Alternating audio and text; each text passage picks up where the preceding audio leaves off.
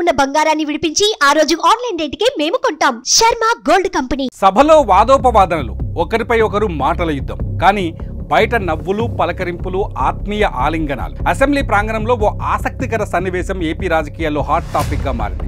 Deputy CM Pawan Kalyan ను YCP MLC Botsa నవ్వుతూ పలకరించి హగ్ చేసుకున్నారు.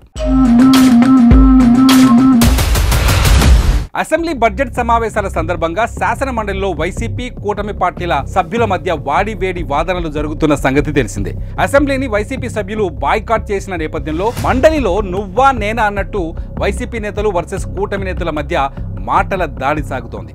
వైసీపీ సభాపక్ష నేత Botsa Satyanarayana, AP deputy CM Pawan కళ్యాణ్ల మధ్య విశాఖ ఉక్కు ప్లాంట్ ప్రైవేటీకరణ అంశం నేపథ్యంలో వాడివేడి సంభాషణ జరిగింది.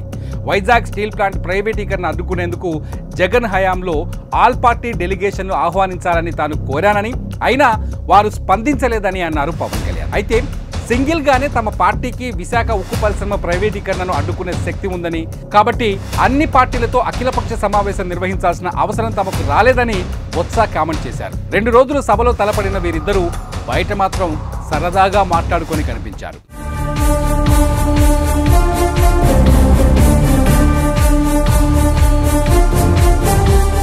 శుక్రవారం సమావేశాల బ్రేక్ తర్వాత ఉప ముఖ్యమంత్రి పవన్ కళ్యాణ్ తన కారు ఎక్కేందుకు వస్తున్నారు. అదే టైంలో అటుగా ఎమ్మెల్సీ బొత్స సత్యనారాయణ కూడా వస్తున్నారు.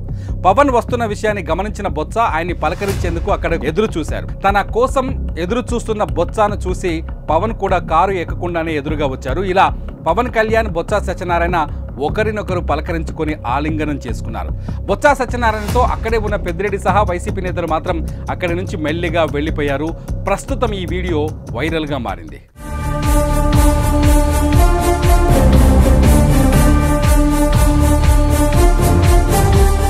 వైసీపీకి టీడీపీ కంటే పెద్ద శత్రువుగా జనసేన మారింది. పదే పదే పవన్ కళ్యాణ్ వైసీపీతో పాటు ఆ పార్టీ అధ్యక్షుడు జగన్మోహన్ రెడ్డిపై విరుచుకుపడుతున్నారు. వైసీపీ అంతమే లక్ష్యమని ప్రకటిస్తున్నారు. ఇలాంటి సమయంలో పవన్ ను బొత్స కౌగిలించుకోవడం చర్చనీయాంశమైంది. అయితే వీరి మధ్య జరిగిన సీన్ తర్వాత రాజకీయ నాయకుల మధ్య ఇలాంటి స్నేహపూర్వక వాతావరణం ఉండాలనే అభిప్రాయం వ్యక్తమవుతోంది. మరి మీ అభిప్రాయాన్ని కామెంట్ చేయండి.